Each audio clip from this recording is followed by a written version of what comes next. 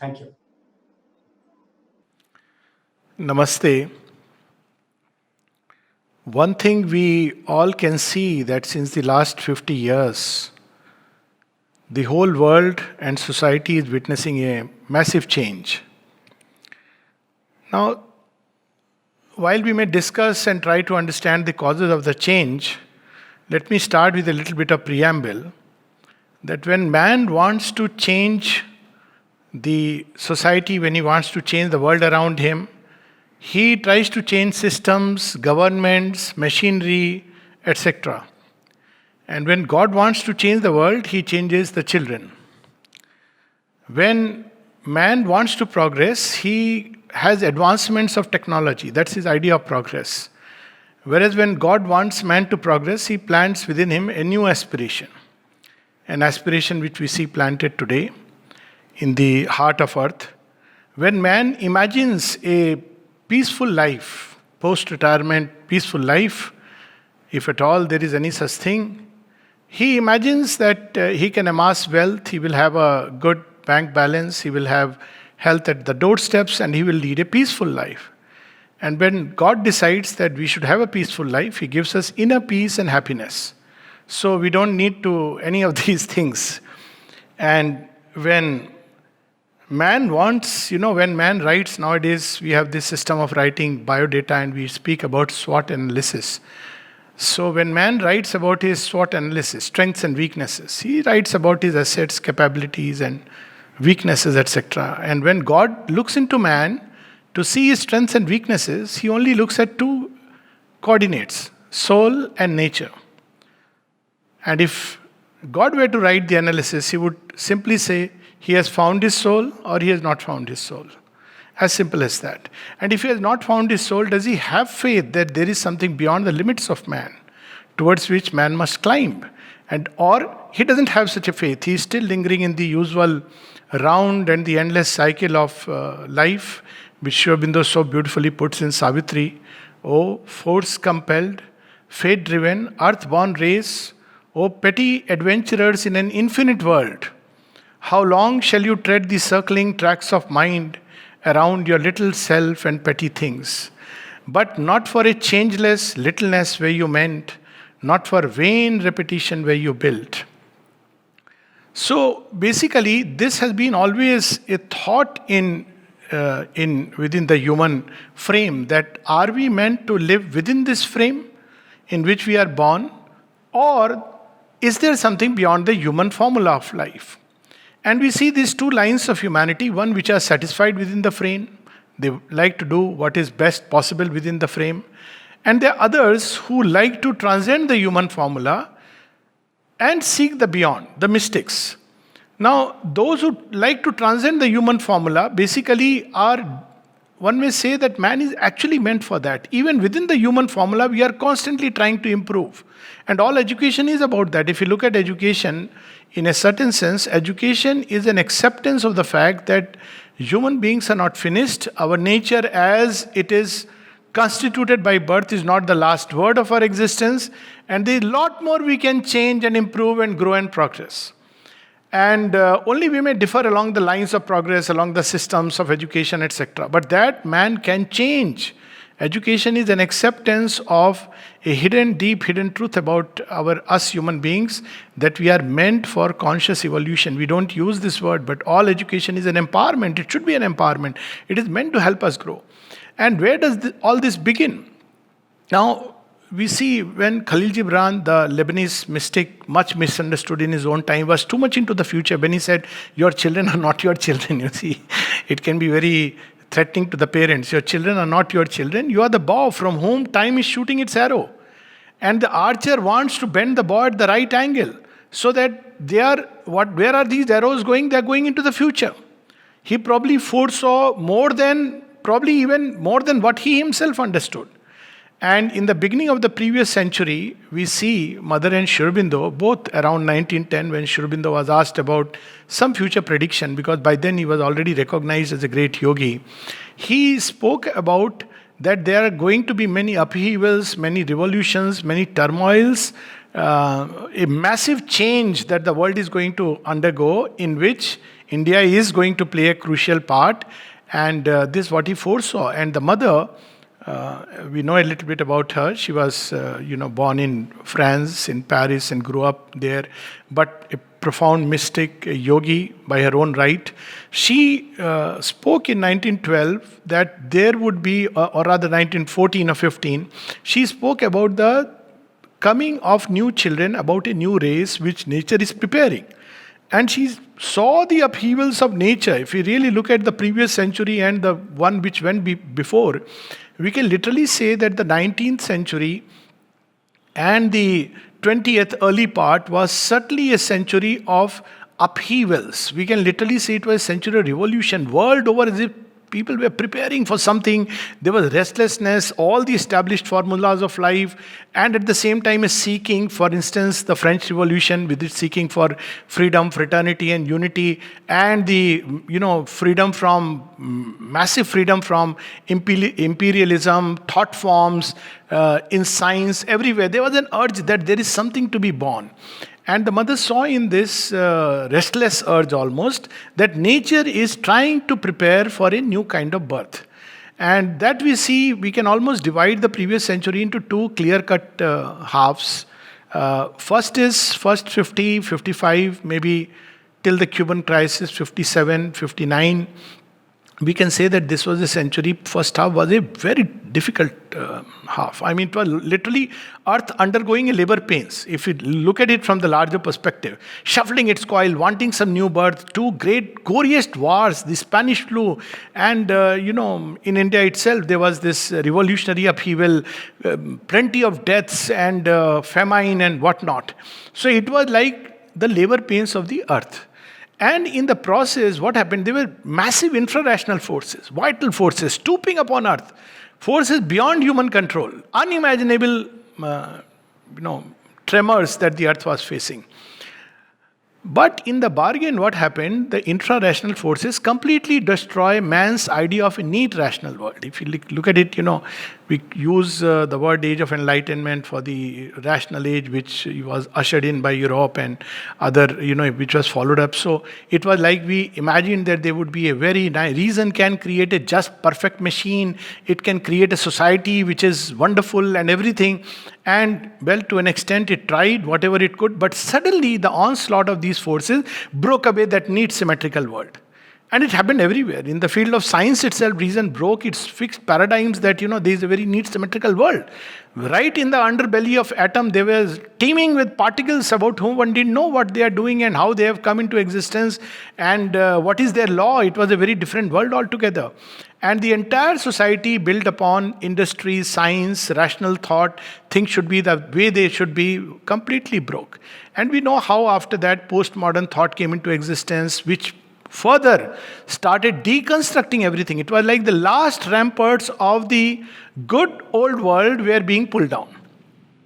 And it must have been very disconcerting. Even now, many parents still wonder, what has happened to the world, in our time. But in our time, so-called our time, in the first half of the previous century, it's not that they were only good things, they were horrible things. And when there is a massive destruction, in India we use the word dance of Kali, dance of Shiva, then it's not only the Tandava, it's not only the bad things which are destroyed, even the good must go. Because good and bad are two sides, or worse and reverse side of one reality. A new good must come up. And both have fed the soil of human nature. And this we start seeing from the 1960s, a new kind of children. And these children are very unique certain ways. For instance, the number of child prodigies, it's well known, which have come up more and more, a lot of scientific studies. There have been even attempts to classify these children into coming from this dimension, that dimension, indigo children, then they grew up a little more, became star-eyed children, then crystal children and rainbow children. So I'm not going into those. It's a question of semantics and how people are studying. It's good at least people are recognizing that there is a new kind of, if I may say so, subspecies wearing the human form. It's very difficult. These children are not understood by parents. And the children don't understand their parents. when they look at the adult world, they almost feel that these are very narrow, rigid, almost, brutal people. How they hit and how they scold, they can't understand this. At the same time, parents can't understand that why these children don't follow any norms, because the old world has gone, collapsed. They are literally like what humanity must have been a million years back, or whatever date we want to fix for the advent of humanity. Moving in jungles, not knowing why they are there, where they have to go. They are like a new species. They look a little bit like the chimpanzee and the gorilla, and they try to find resemblances, but they are a new being. Probably they may have been regarded as mad in a world which was inhabited by the big chimps, and yet man was different. He carried within himself a fire that would not only light up his food and his home, but a fire which will lead to a journey beyond his little planet, and a fire which will break free from the boundaries of heaven and earth and discover new truths, new ideas, creative impulsions. So this is what was man must have been during that time, much misunderstood. He himself wouldn't have understood himself. And I think these children are like that, much in their position. They have no reference point. If they look at the old world, they cannot understand. The old world cannot understand that, them either. And there was an article some time back, the me mine generation. I think it was a little harsh on children, though it ends very positively. But the me mine generation literally means at another level that they are explorers. They don't know who they are. They cannot compare them with their parents because they are so different. Their thinking is so different.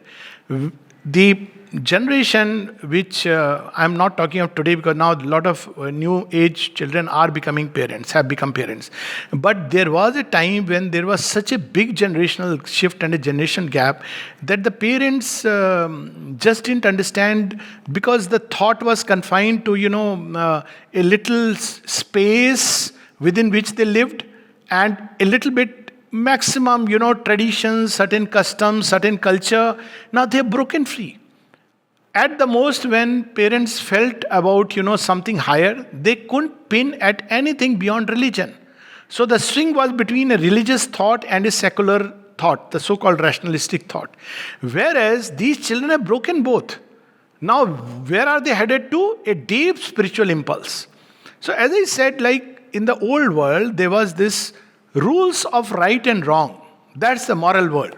These rules could have been religious, or they were rules, discovered by some people, culture, tradition, whatever it was. There were things to be done and there were things not to be done. That's how moral science used to be. There were blacks and whites, no gray shades. Now these children are discovering the gray shades and they are coming up with unique solutions. And these challenges are coming in new ways. Euthanasia. A lot of people ask, is it good or bad? Now, there are many live-in relationship. Is it good or is it bad? Having a degree, is it good or is it bad?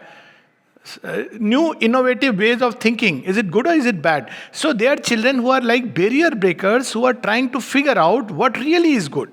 And they are discovering a new ethical, intuitive ethical sense.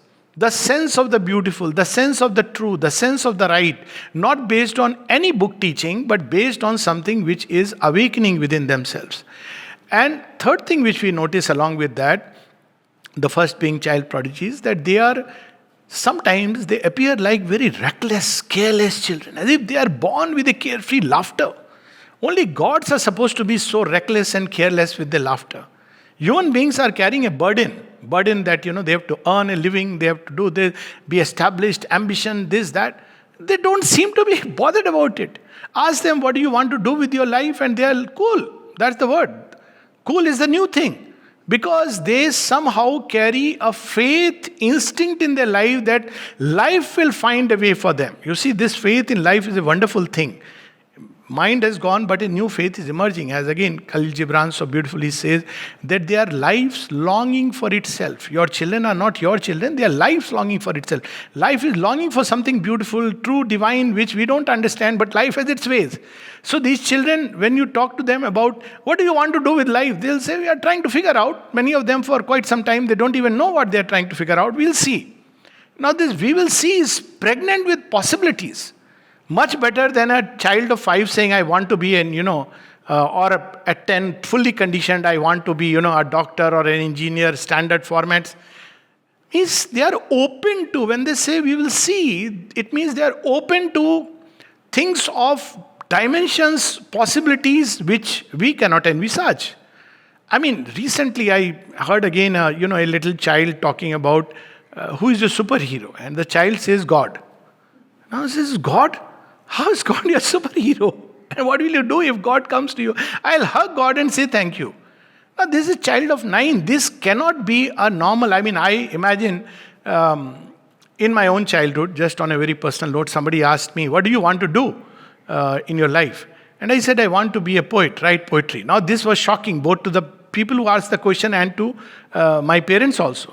But even as a child, this is, when I was going for a 11th standard education. But as a child, 6-year-old, somebody asked, what do you want to do in life? I said, Devasur Sangram, I want to fight for the gods. What kind of crazy aspiration is this? But these children are coming up with such things. They want to be as God. They don't want to just go to temple and worship God. They are not happy with that. They are not happy with frameworks of thought. So they are the massive barrier breakers. They don't accept the fixed scroll of destiny that, it was karma, so we have to go through it. They challenge karma.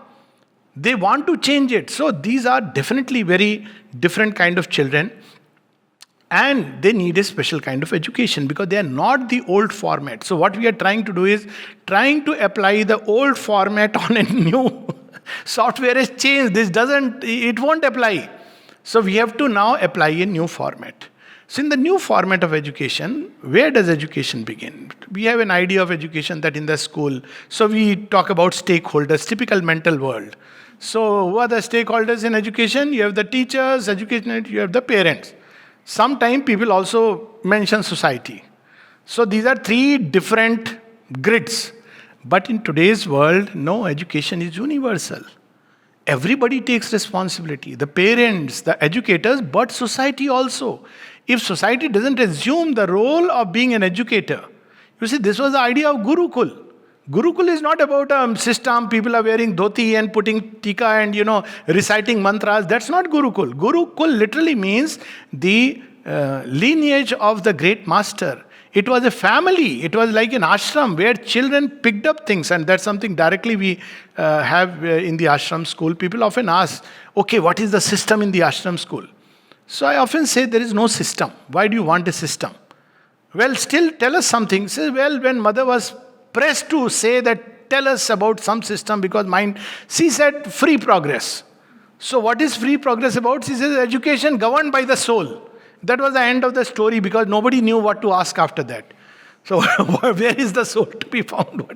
What is to be done? But the beauty is about the ashram school, which I keep telling people, is that they are growing up in an environment which is right next to the samadhi of Mother and Sri Aurobindo, the atmosphere, the people who are supposed to be in the practice of yoga. So, and in a very cosmopolitan way. So it's a recognition of the fact which now world over is coming up that society is part of the education. It is like we can't suddenly pick up some people and isolate them and say, oh, you are evil, a bad guy, you must be in prison. Who created this evil? What I was carrying within me, it's a spillover. It was in my fantasies, the other person has played out the fantasy. I would feel happy thinking about these things, dreaming about horrible things in my so-called, when nobody is watching me except God, which we have, packed with his bag. Now he has entered through every door. Whereas, on the other hand, when a person does the same thing, we say, oh, he's a horrible guy and he's a bad guy. Because we as a society, have a role to play. So in other words, now this idea of education in school is going to go away. And I think one of the good offshoots of this, every cloud has a silver lining or a golden lining. So one of the fallouts of all this has been this kind of digital technology which has come up, education which is moving beyond the classroom and people can connect in different ways. It is a recognition that education is not just a classroom phenomena.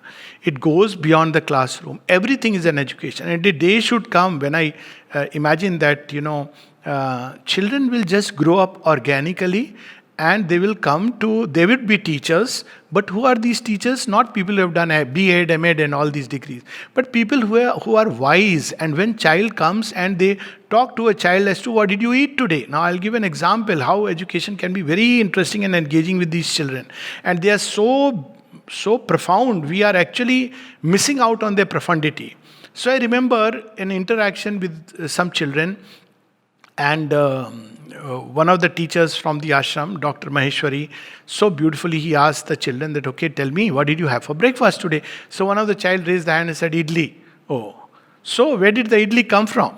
Well, my mom made it.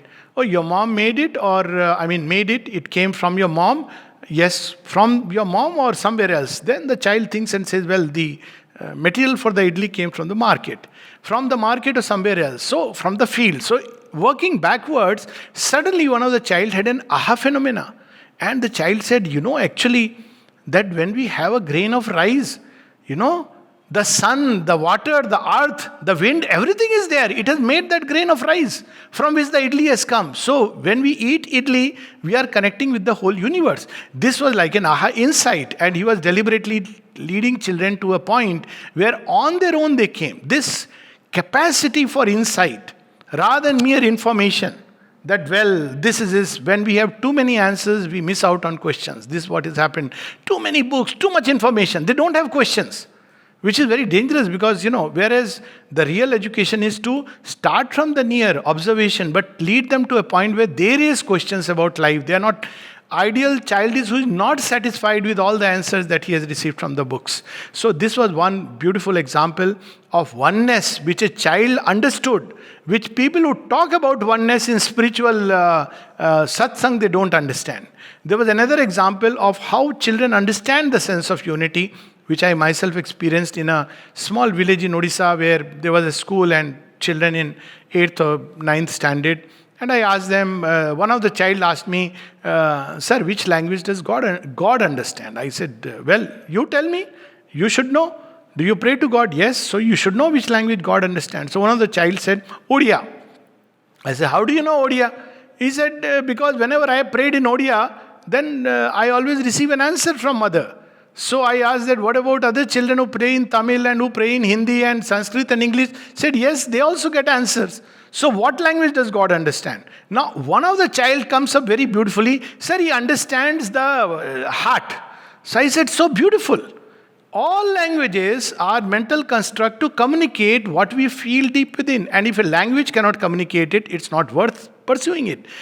We must refine it to an extent where a language becomes so precise and beautiful to express what we feel within the heart. This is the uniqueness of Sanskrit. It's not about how many alphabets and all that, but it is a language so precisely tuned and refined, even French for that matter, that it can convey subtleties of feelings, subtleties of inner states, which is unique, because language is meant for that. But where does language originate? It originates in the heart.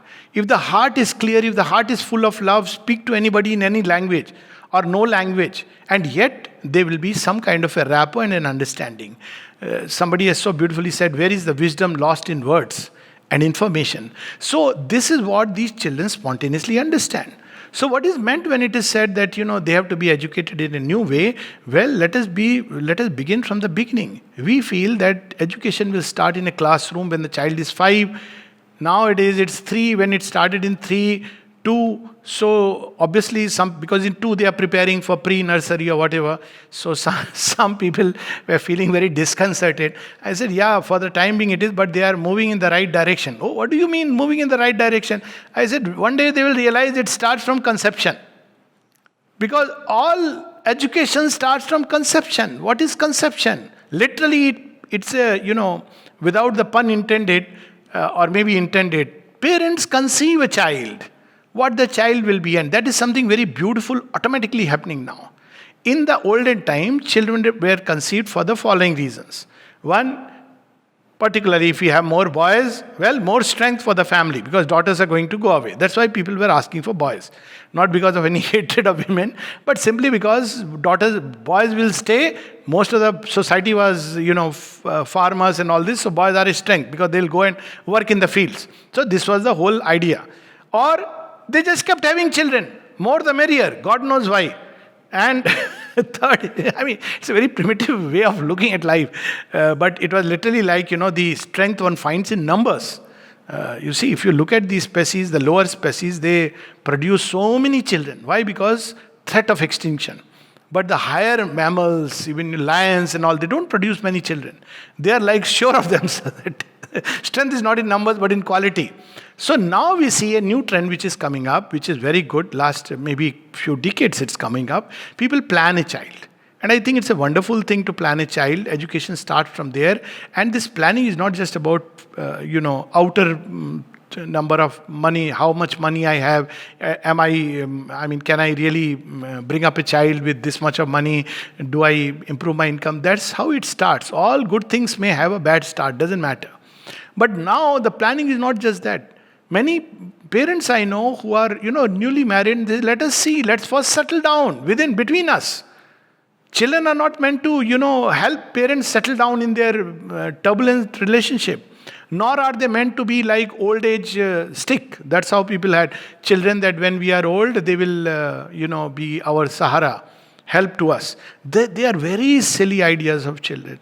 Now parents want to plan children, conscious child. And I think conscious parenting is a new thought which is coming up. And this is something to be capitalized upon. So conscious parenting is not just about whether I am equipped from financial point of view, whether my relationship is stable, but about why do I want to have a child? And this should be there at the back of mind of everybody. Why do I want to have a child? Is it just because of these outer reasons? Is it because the child will fulfill my secret ambitions? He will get the money which I don't have. He will become what I have not become. No, the child will come into the world with his own destiny. We are trustees, and he brings life's longing with itself. And that was the Indian conception of Gurukul and, Gotra. Gotra was that a rishi has started a work, and the entire lineage must fulfill that work. So it's not about me, it's not about my family. It's something which nature is longing to create a new type. Some of these examples of conscious parenting is, I give this example of Shivaji. How his mother, she didn't bring the child for her own this thing or even to create an empire, but she saw certain things in her environment and she wished her child to be a hero who can, overthrow a whole empire. Now, this is a kind of one example of conscious parenting. There are many examples. So today, when we bring a child, what is behind us? Is there an idealism? Are we driven by idealism or selfishness? If it is out of selfishness, then we are back to the old days. But if we are driven by a greater ideal, it could be a limited ideal. Maybe my child will grow up and serve the nation. Wonderful. Maybe my child will grow up and embody some of the beautiful divine qualities. Maybe my child will come up with make this world a more beautiful place, so that when he comes, passes through it and departs, people say that, well, he came. Now, we had the old time philosophy that everybody comes crying, and now this is a very pessimistic attitude. The attitude should be, whatever way we come into this world, when we go, we leave this world a little better, a little fairer. Now, when parents come up with a conscious conception wherein they are going beyond the frame of their family, it is also declaring itself in the new trend. What is trend? No surname is the cool thing. And, they don't want surname. My own son, when I made him free of surname, then when he grew up, I asked him, do you want the surname? He said, no, I am cool about it. I like it this way. So sometimes people wonder, whether is he really your child? So I said, why? What are the doubts? He looks just like me. Well, he doesn't carry your surname. I said, that's why he's my child, because I don't believe in it. So this is how these children are going to come up. They live in large spaces of time. That's why they want space. It's not that they don't want to belong to family. They belong, but they are already beyond the family. Today's children won't respect because you are grown up in age. They will respect when they feel that you are authentic. And we must teach them that courage. That yes, they should have the courage. I remember the ancient Indian story which I keep recounting. In that story, we have the essence of true education. So one is when the young Satyakam, he has to go and he wants to have the highest kind of knowledge, which in ancient times was known as Brahmagyana. So Brahmagyana was taught by one of the rishis, and he goes there to learn, have Brahmagyana, and the rishi tells him that, well, I want to know your lineage. And the child goes back and asks his mom, tell me, who is my dad? I haven't seen him since childhood. And she says, you know what, I have worked as a maid in many houses. I can't say who's your dad, but this for sure that I am your mom. And she goes and tells the great sage that, That's what my mother has said. The great sage, you are fit for Brahmagyana because you and your mother had the courage of speaking truth. The mother says in one of her writings that never scold children. Try to explain to them. And if you cannot explain, they cannot understand by explanation, change the false vibration into the true one. But she says for that, you must yourself live in truth. And then she ends up by saying, just a drop of truth. A drop of truth in their life. We have taught them all kinds of lies from what they should be. I mean, we start by making them disconnected from their true self. So in all the education, people once were comparing, like in the ashram school, the mother spoke about the psychic education. It's a different thing that how much one can practice it, because to practice psychic education, you can't do it mentally. One has to realize the soul. So when it comes to teachers, parents, the society, you have to discover your own soul. Otherwise, one cannot bring it. And it's worth the discovery. So this new thing is coming up. But this discovery of the soul is coming in children in a very new way, which you fail to notice. And it is like, I want to be myself. They don't know what this self is. But they know that this is not the self which society gives me. I am born with a surname, with a religion, with a this, that, all kinds of baggage. They don't carry a baggage. They say, I want to be myself. You ask them, what is yourself? Then they founder, because they are like the barbarians of the new world. Like barbarian humanity was better than the chimp of yesterday. So they don't know what is this self. But they've entered into a subjective age. And this is a good sign. Of course, they will have to pass through a perilous passage because the old constructs are gone. It was much easier if a child said that I am my dad's or my lineage. People put those photographs with all parents, grandparents in their houses. Look, your grandfather was this. Children are not interested in that.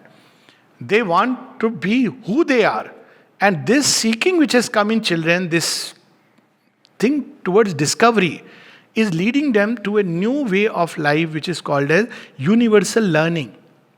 And this is what should be the trend. At least there should be one teacher, if one cannot have many, who is like a wise young man, not a wise old man. I don't know why we associate wisdom with old age. It may be the other way around. Because sometimes, as they say, old age is when the, broad mind and the narrow waist replace their places, exchange places. So, old is not necessarily wise and young is not necessarily a fool. And it's good to remain a little bit of fool even in old age so that you have the chance of opening. A person who doesn't carry a little shade of foolishness in himself is, running the risk of becoming fossilized. So it's good to this tendency to make a little error, which opens you to infinite possibilities. So there is, there should be in every school somebody who is constantly progressing. This idea that teachers get a degree and now they have all the books in their head is gone. The teachers should be constantly improving and discovering new things. And for children, it should be the love for learning. They come back and, they have observed the plants. They come back and there is a discussion. What do you understand about plant life? And slowly they should reach a point where they feel that plants are as conscious. Only the consciousness is unexpressed in them. What is the difference after all between, a grain of dust and man? Put this grain of dust on the feet of a deity in India, as they say, or make an image of Durga Puja going on now.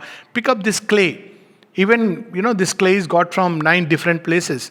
And you make an image. That clay becomes a goddess greater than human being. What a beautiful symbol it is. So this is the potential of the clay. Let them understand that a grain of dust has potential to become a great god, a goddess, depending on how you use it, how you place it. And, you can use it on the, face of the deity. It becomes tilak. So this is how we have to understand the secret divinity in everything. In the river, in the ocean, several times in interaction with children, I ask them, so what did you learn today? And they start by, sir, first class. I said, no, first class is when you wake up. So who is the first teacher? So they are a little bit, who is the first teacher? Well, first teacher is sun. What does he teach you? He teaches that there is no darkness which can never end. First, most important fundamental lesson. All darkness is bound to end because night is a temporary passage and sun is the eternal truth. This is a self-evident fact from science we can learn. Now, this is the other aspect, that we have divided education into this is physics, this is chemistry, this biology, whereas nature doesn't educate us like that. The sun is at once a cold, icy mass. Icy mass, probably we can say that, though it is, some water has been discovered under surface. But it's a cold, lifeless planet or exoplanet. We can say that. Or we can equally say about the moon I am speaking, that the moon is one that adorns the head of Shiva. At once we see the symbol and the outer reality.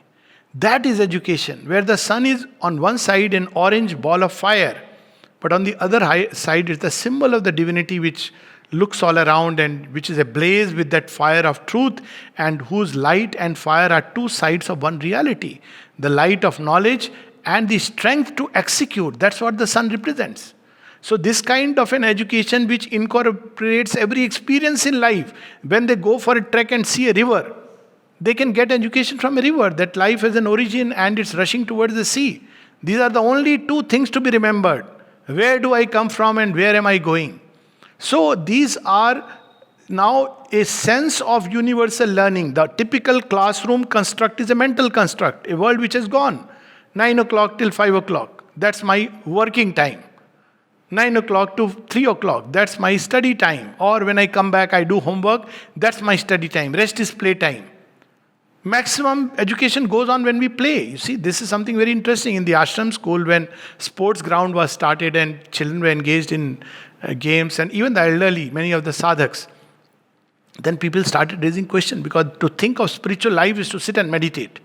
So they asked mother, what is happening? These children are, and you are asking us also, many of them are joining the playground, they are playing football. What is all this? So they asked Sri Aurobindo. And Sri Aurobindo gave beautiful replies. He said, first of all, we have missed out on the importance of the body.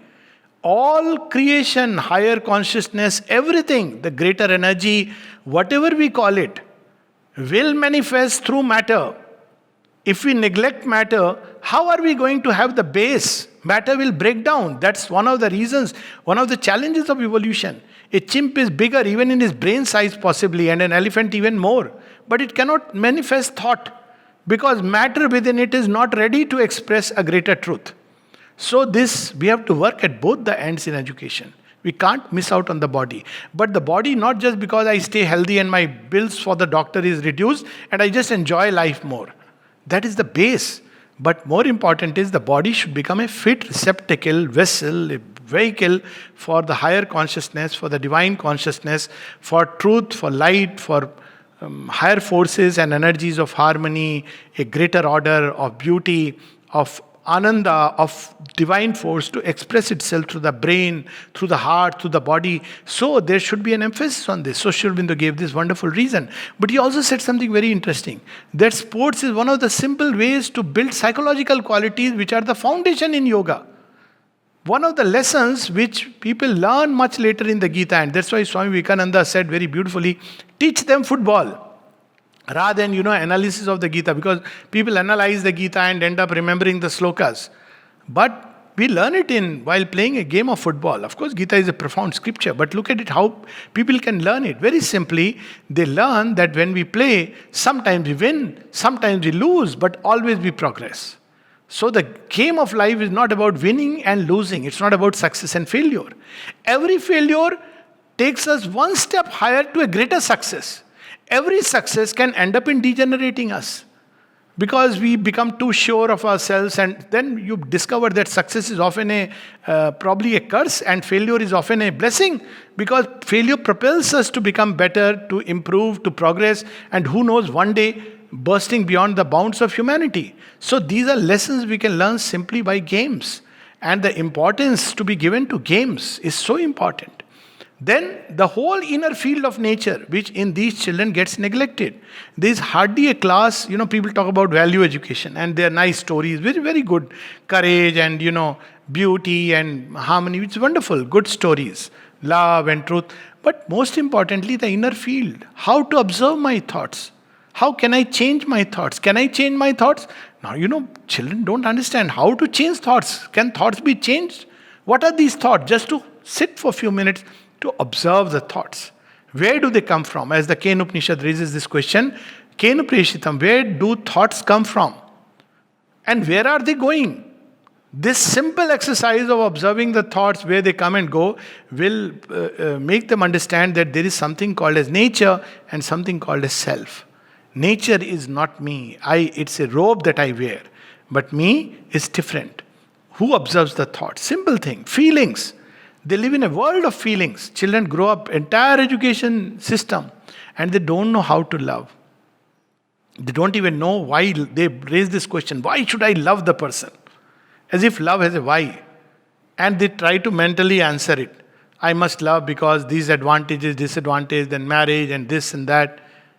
This is all wrong. Love is a joy unto itself. And the only reason to love is to love better, to progress in the energy of love. There can be no other reason to love. It's an energy which is sent forth from the divine. How beautifully Mother takes it to what heights. That when we love another human being, it's not I love you. It is the divine in me who loves the divine in you, passing through two human vessels. That's all. And when we understand this simple truth, this profound truth, that then we begin to open to a greater and greater possibility of love, a diviner possibility of love. Look how the divine pours himself on whole creation. We can learn from flowers how they love, how they are equal. A whole Veda is there in the flowers, in the sun, in the river. This whole earth, there is a Veda. As Sri Aurobindo says in Savitri, a Veda, knower of the unwritten book. So that's what we have to learn, teach them to open their eyes, inner eyes, go beyond the books, beyond the frames of thought, and look at this knowledge which is there within whole creation. That's why the word Veda. Veda comes from Vid, which means the knowledge. What knowledge? Secret knowledge. You can't get it from books. Na yamatma na medha na bahuna shutain. You cannot get it in classroom. You cannot get it by hearing from somebody else. How do I get it? It is revealed. So to open this faculty of revelation through which children can acquire knowledge for themselves, it's a great and onerous task. And this task is not only on parents or on teachers, but on the whole of society.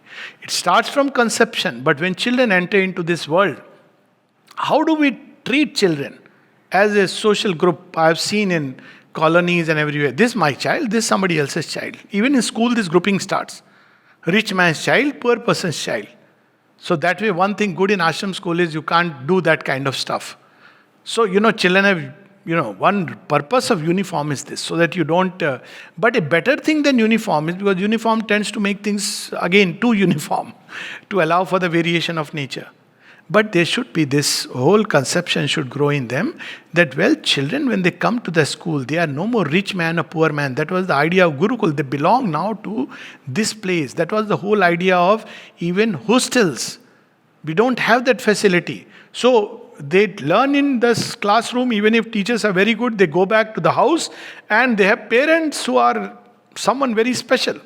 And they don't want their child to meet with that child and, all kinds of walls, divisions. Where do they learn compassion from?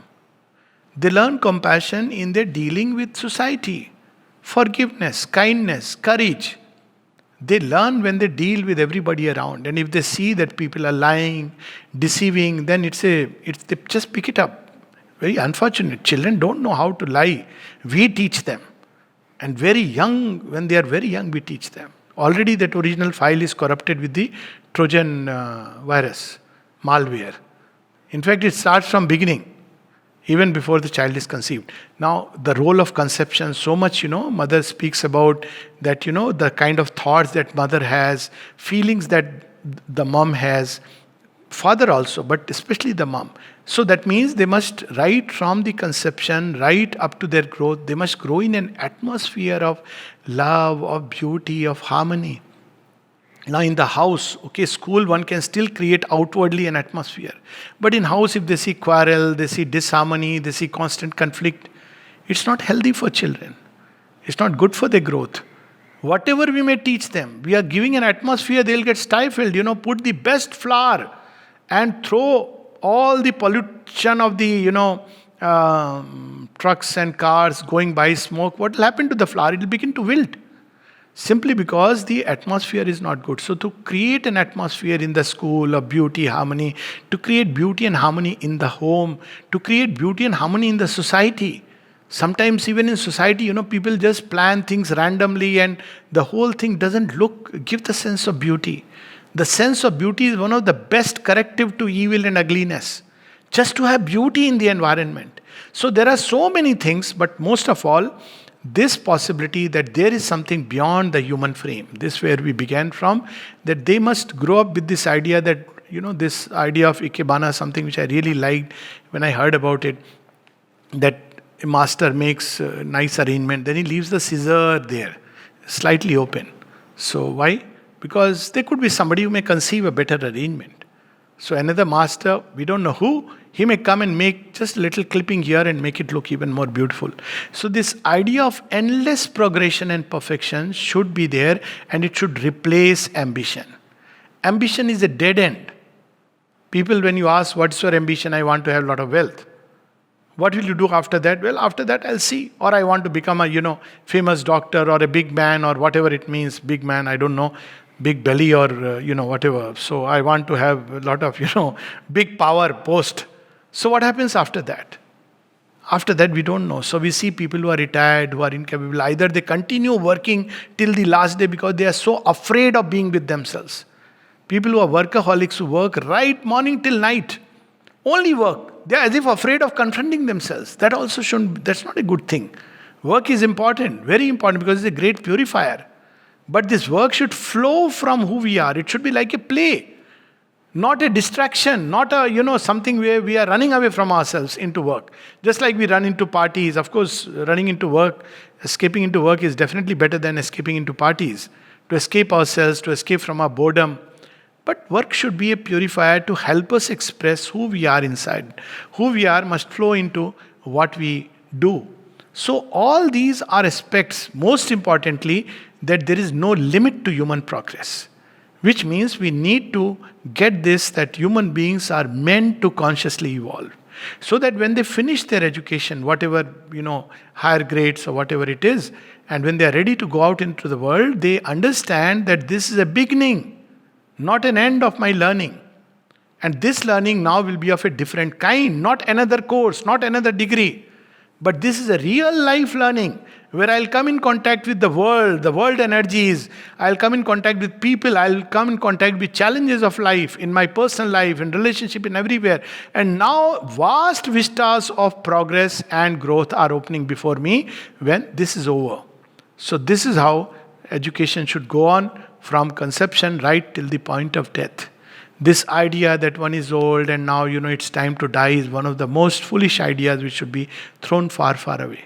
Even at the point of death, one can learn from somebody who's dying and somebody, let me close this with this beautiful little story about death, how education we start from conception right from death.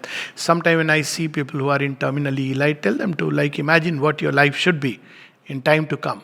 And it's a very good occupation because they are looking forward, not looking backward. They conceive what they would like to be reborn as. It's a beautiful thing to look at. Now, of course, it's done very sensitively, but most people respond very well. So we have the story of Ravana who is on his deathbed, and Lord Rama tells Lakshmana that please go and ask him. Ask him what? He has something which he can give you. What can he give me? Oh, he has managed his people very well.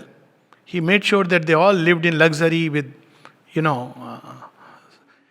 golden houses, everybody. Go and ask him. He knows about Raj Dharma. Speak to him. Now, this story is commonly interpreted as that, then he speaks about his Raj Dharma and talks about it. But there is another side of the story. Lord Rama, in his grace, compassion, wants Ravana to take a look at his life. And this is a wonderful way to learn something. He doesn't want him to lose that moment.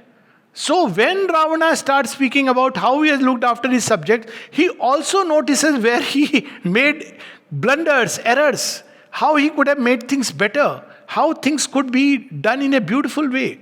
Same thing we see when Bhishma is on the bed of arrows and Shri Krishna, so subtle it is. He tells, Arjuna, go and learn from him. Now that's when it's a moment of reckoning for Bhishma that, well, this boy has come to learn from me and he holds me in such a high esteem, but where did my holding tightly to my pratigya led a whole civilization to? And even as he is teaching, he is learning. So this last thought is that we must understand as teachers, parents, educators in general, we are all educators, but we must understand we are also learners. So the ability to learn even from the babble of a child, to learn from the blossoming of a flower, it's such a aha feeling. Sometimes I get such a aha when a child says something, I said, oh wow, this is so wonderful. Or someone. So this, when then can it come? When we are always filled with the wonder of a child. We lose this childhood as we grow up. We are adults. So the wonder is lost. Adults are known. They are mature people. They know about everything. So keep a little child inside us who is full of wonder, who knows nothing but wants to know everything. Keep the youthful energies inside. A youth who is striving for the impossible. For the young person, nothing should be impossible. And the old who is carrying his wisdom but looking for ways and means by which he can bring his wisdom back to life and give it back to earth. So all these three are not three different stages of life. They must be there in each one of us simultaneously. Even as we grow into what is called as old age, not a good term, but okay, as we grow past 60, we must know that, well, now is the time when I can start learning. This is the child. I have done my quota of mistakes now, I can learn. 80, well, I have learned a little bit. There is a lot more to learn. Learn from grandchildren. This idea that I have learned, I have to give knowledge now. I'm a wise old man. It should go away.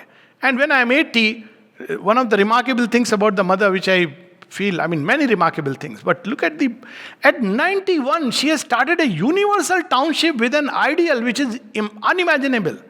Orwell. 1968, when the mother is celebrating her 90th birthday. That time Auroville is launched. Who at 90 would like to enter into a project? Because for her it's not just a project involving some people whom she will direct and guide.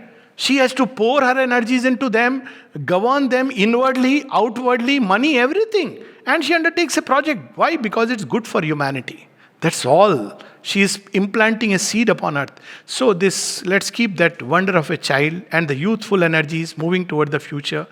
And of course, the sage-like wisdom which we gather through real life experiences. And finally, let's get out of this too much of boy-girl thing, which these children are coming out. I should have mentioned it before, but since, suddenly I remembered, it's important to understand this is happening spontaneously. So children nowadays live in that the only relationship that they value is basically friendship. And of course, they are learning to love. All other frames are getting broken. So love is, of course, the highest energy, finally, with which we can stop. They must learn to love. Love has been crushed in all this rational education, all left side analysis, quick computer systems, but they have lost on love.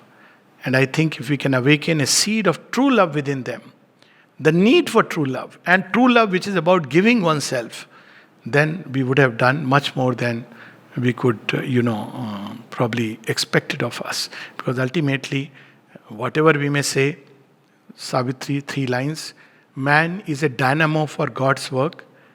Nature does most for him, God the high rest. Only his soul's consent is his own. So the role of parents, educators is to teach him how to consult his own soul and find the counsel from there. Rest will follow, rest will be managed. So let me close with few lines from, Sri Aurobindo Savitri for the new age children. He has foreseen, and they are marvelous lines, what these children would be who are going to come in the future. So one of my favorite lines, and with that we can close. Okay. This from Sri Aurobindo Savitri. Some of us who may not know, it's the longest epic in English language. Nearly 24,000 lines.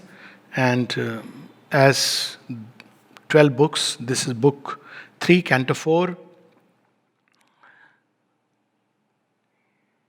A giant dance of Shiva toward the past, which we know now.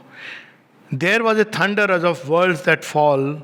Earth was overrun with fire and the roar of death, which we spoke about in the first half of the previous century. But what he sees through that night, something else is coming.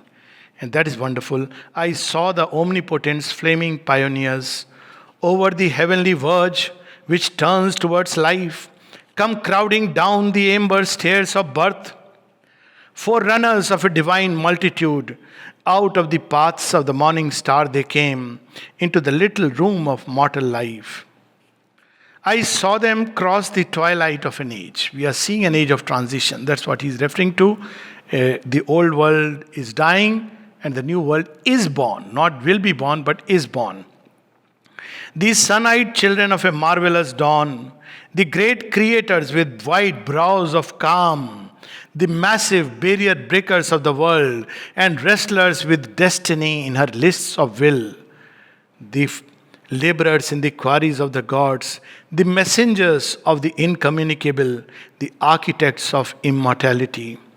Into the fallen human sphere they came, faces that wore the immortal's glory still, voices that communed still with the thoughts of God, bodies made beautiful by the Spirit's light, carrying the magic word, the mystic fire, carrying the Dionysian cup of joy, approaching eyes of a diviner man, lips chanting an unknown anthem of the soul, feet echoing in the corridors of time, high priests of wisdom, sweetness, might and bliss, opposites coming together, discoverers of beauty's sunlit ways, and swimmers of love's laughing fiery floods, and dancers within rapture's golden doors. Their tread one day shall change the suffering earth and justify the light on nature's face.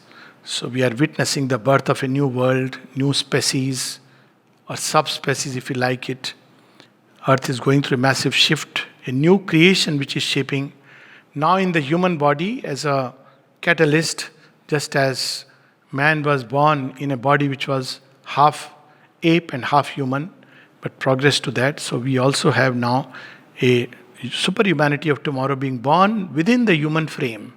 But it will end up creating a new humanity, new beings, and it will fulfill the purpose for which creation has been made, a divine life in a divine body.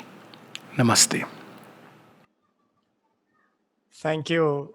Thank you, Dr. Saab. Thank you, Alok ji. Thank you very, very much for your authentic and experienced and deep within from the heart talk. We really liked it. Now we shall move on to question and answer session, depending on how much time we have. Dr. Saab, how much time do you have? We have about half an hour, it's fine. Or 15, 20 minutes, depends on the questions, yes. Okay. So we'll first go to the questions that are here as comments. Yes. So Rahul Bisumke, a participant from Nepal, he has asked, how do you define consciousness? Okay. So, how to define consciousness? It's a whole workshop, but let me start from where we are, and I am glad about the question.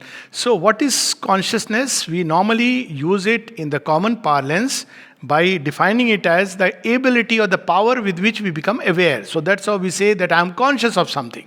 So we as human beings have a certain kind of consciousness or a power with which we become aware. And when we become aware, there is also associated with consciousness the will to execute. The two go together. If we are not aware, we don't execute. So we can only execute by the consciousness with which we become aware. So consciousness is a dual functioning or capacity, which means the power to become aware, knowledge, and the power to execute, will. So consciousness implies both. But now, as human beings, we are aware of consciousness in a certain kind of modality of functioning.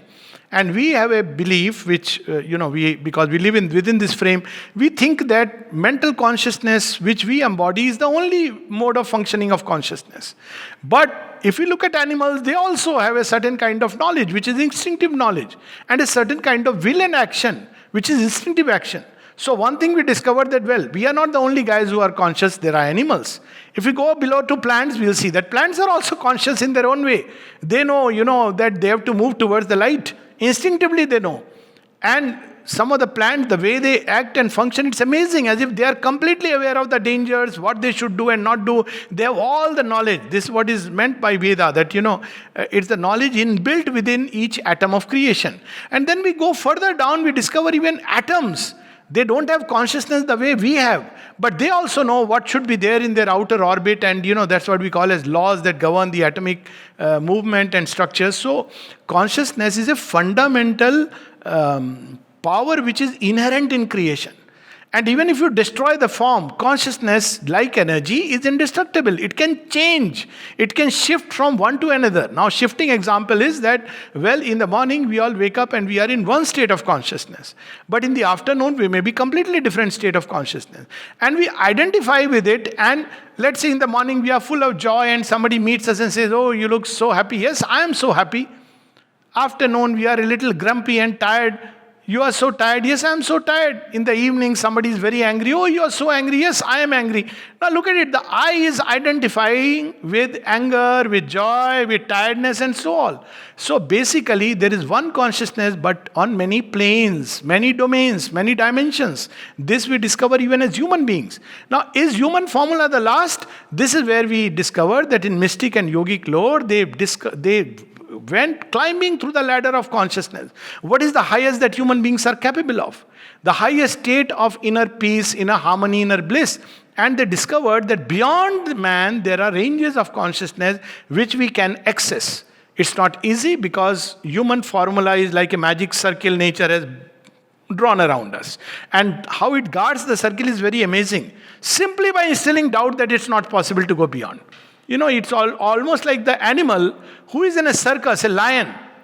Have you ever wondered that there are 9 lions and the ringmaster is with a little chabuk, he is managing them, and they're being managed because they've been taught, trained. Nature has put them in that state that man is superior. What if suddenly lions woke up to this reality that we are lion and all these guys, they are scared of us?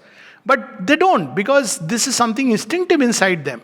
So human beings have this feeling, impression that we are the end, the ultimate. This idea that we are on top of the so-called food chain, the idea of food chain itself is a very erroneous one, but not going into that.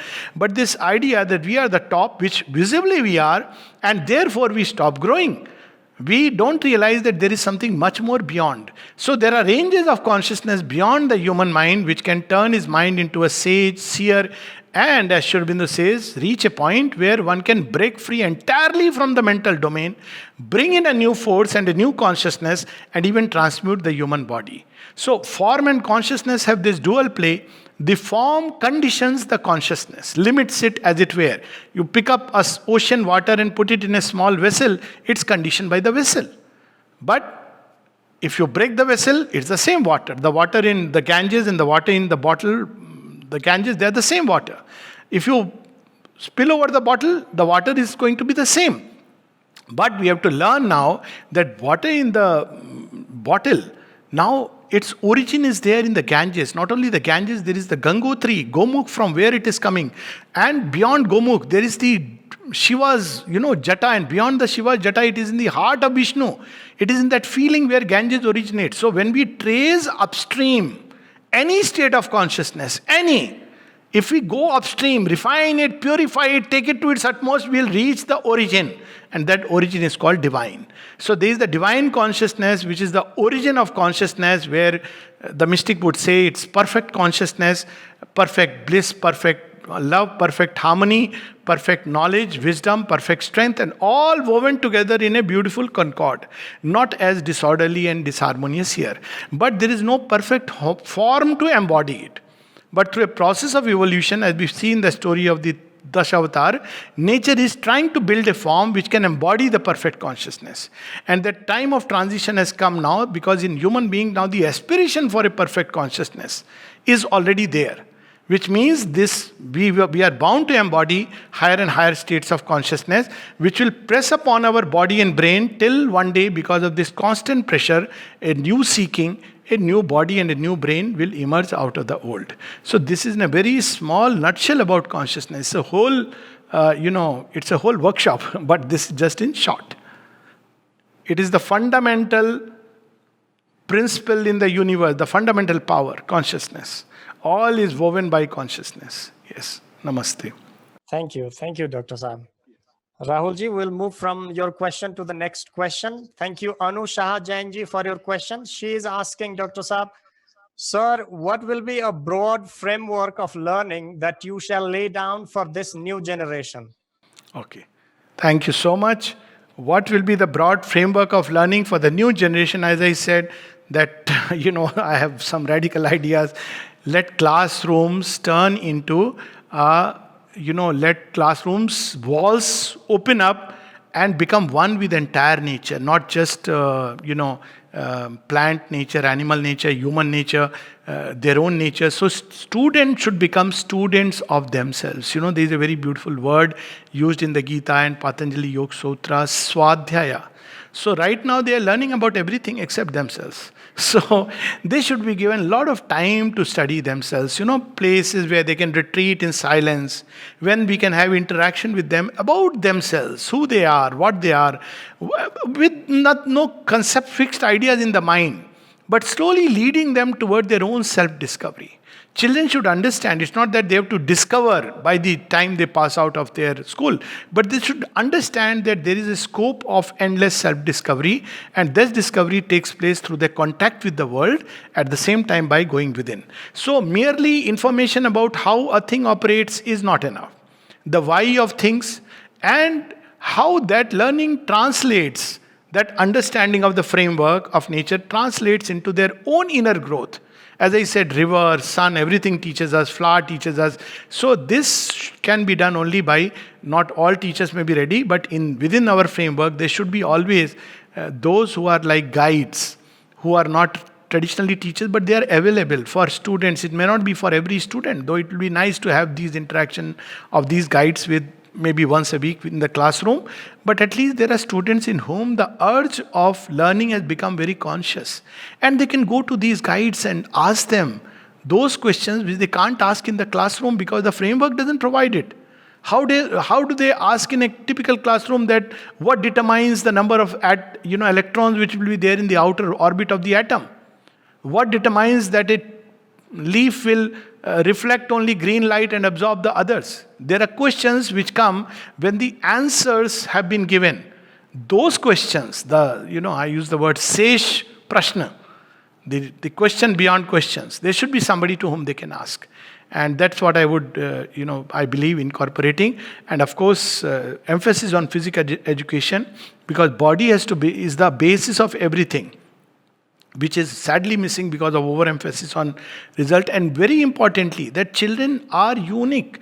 To put them into slots of 99%, 99.5% is a very old paradigm. Each child is unique. You see this Aesop's fable that, if a rat and tortoise run a race, by strange freak accident, tortoise wins because the the rabbit tries to, relax. It's an impossible thing. See, this is not organically true.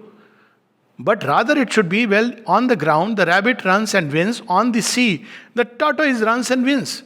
Because to each his own world, to each his own capacity. Each child is unique. But that cannot happen, I suppose, if, education is sold with, 40 children per classroom. It can't work out like that. So there should be more teachers and there should be more open-ended learning, not closed into lot of answers. It should be questions. Based on the questions and you're seeking, you learn. If you don't have questions, you have interest in something else, you go in that direction. That's what free progress is meant to inculcate. One may be interested in photography. Fine, that's your field. Go there. Discover your own aptitude and temperament. And now the world is becoming like that, where this is possible. Earlier, when it was too much into job bracket, it wasn't possible. But those who want to learn, yes, they have people whom they can go and ask things on their own and learn. So it's a big change and shift. So basically, if in one word we have to use the word, I would say universal learning. They should understand that learning is not something which comes from teachers and classroom. Learning is from within us. And it is our contact with an environment. When we are not developed inside with not questions, not many questions, and our consciousness is not developed, we learn very little.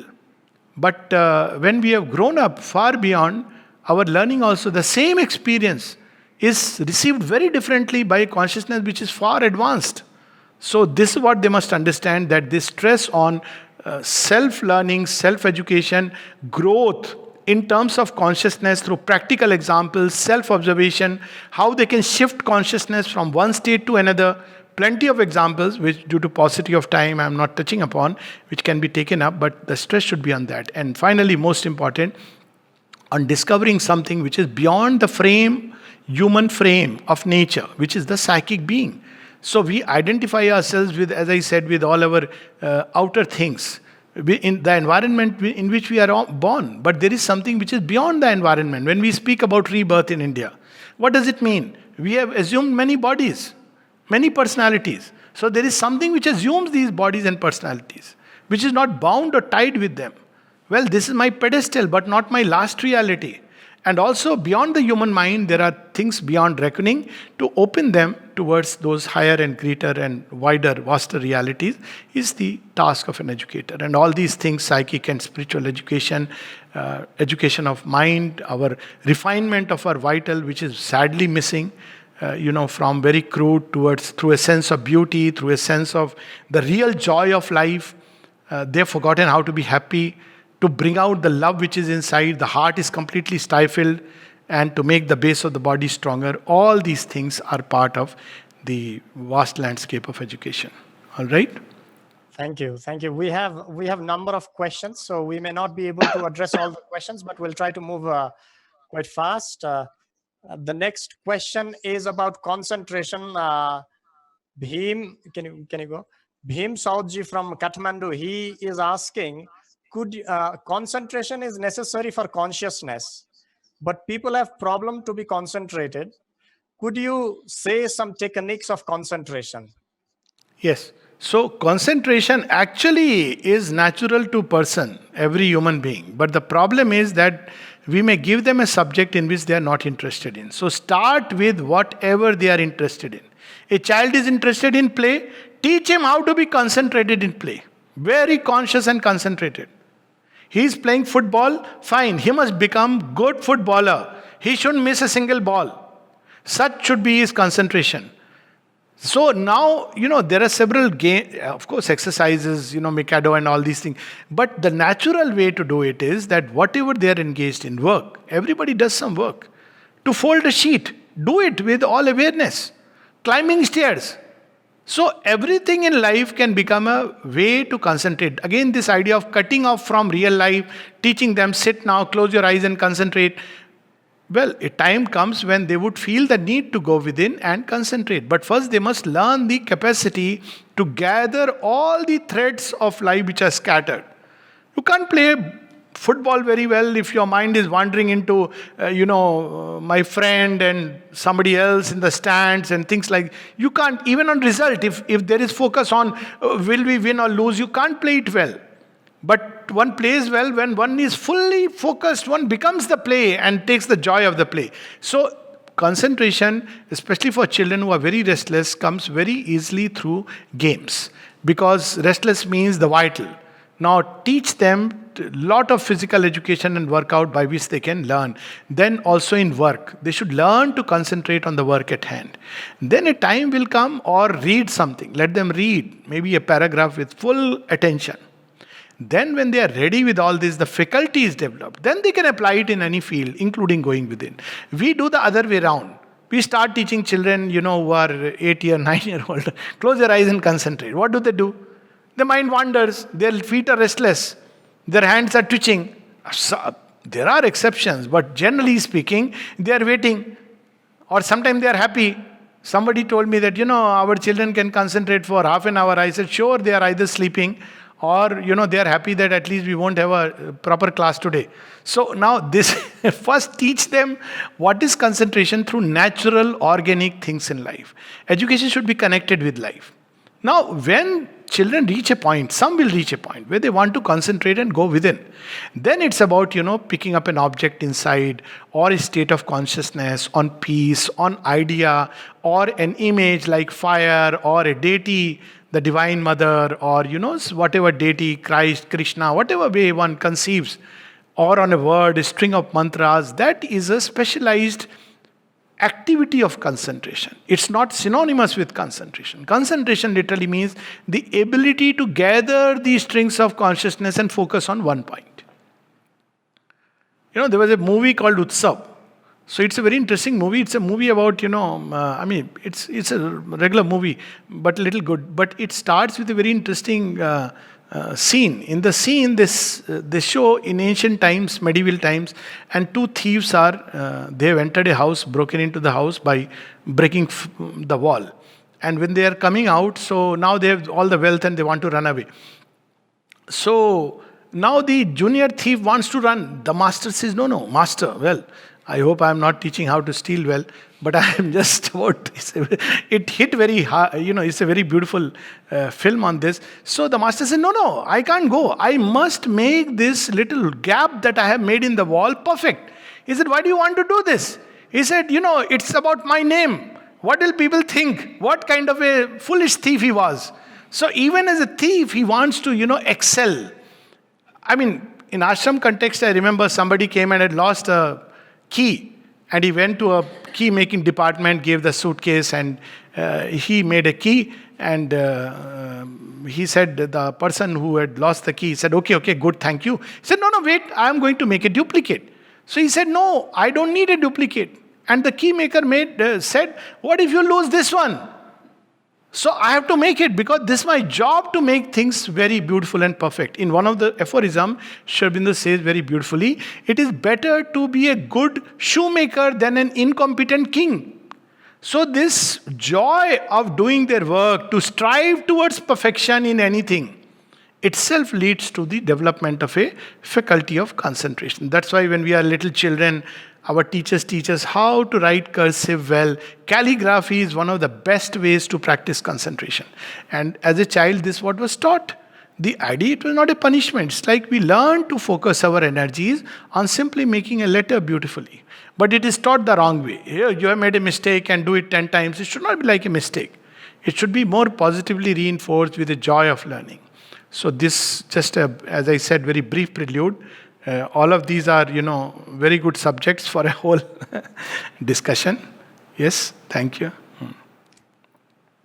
Calligraphy is a way of developing concentration. So that's one of the idea behind how we can improve our concentration. That's what Dr. Saab says. We have a comment from Derry Hanum. He is also a keynote speaker at IDEC and an author. He says that my first IDEC in Asia. Thanks for the beautiful talk, which has taken me beyond an Eurocentric assumptions and reopened the question, where does love come from? Thank you, sir. Thank you. I am grateful for these wonderful words of wisdom. And thank you for them. Yes. So, maybe one last question we can take. Yes. So, I'm glad you mentioned it. See, as I said, a new world is born, but the old world is dying. I was, careful about choosing my words. So I didn't say the old world is dead. Or maybe it's gasping. So you know what happens when I have encounters with death. So when people are, during the time of death, there are two kinds of death. One is a swift departure. The other is when they are gasping for a long time. Now this gasping is you're holding on to the old life. So what we are seeing, this extreme stress upon, marks and grades, is the spasm of the last dying world. Don't worry about it. This is not going to go further beyond a point. The children are changing. They will change it. So our stress should be in our education, regardless of what people or, the old world expects of us. Those of us who are born with a new impulsion, we should bring in this new creative impulsion in life. And that's what is given to us. See, beyond this systems, when they will change, it's a very huge task. And maybe there are people who belong to the old world and believe in it. There are plenty still. But there are new kind of children who are coming up, and our focus should be on them. So I'll give you an example. When I used to teach in, I still teach in this way, but there used to be teaching proper, psychology and psychiatry with MD students and others. And there is a typical framework of Freudian psychology and all these things, and I was supposed to be expected to, teach those things. So I said, look here, you give me any framework and I'll go beyond it, because, you can't limit a teacher to the framework in which he's given. And so I would invariably do that, which led to a aha feeling in children. And this is how we can use every experience, including the grades. Ask them that, do you think this is your reality? Do you think this represents who you are? And this itself can become a means of learning. Rest, of course, schools, systems, governments, they are the last to change. Let me tell you very frankly.